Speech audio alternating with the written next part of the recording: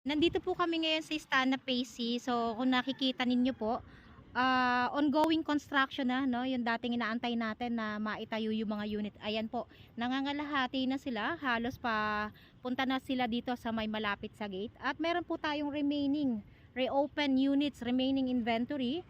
At this year po ang target turnover ng mga unit dito sa Istana Pacey.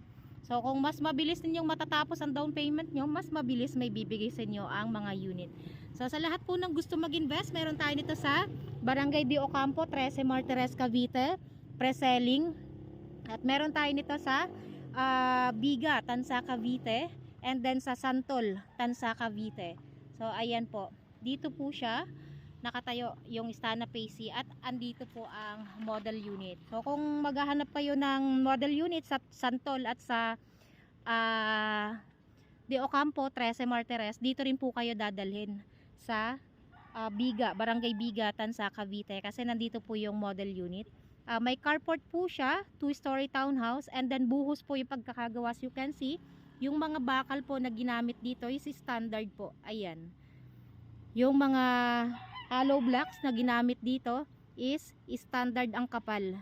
Kaya kay Charles Builders siguradong panalo.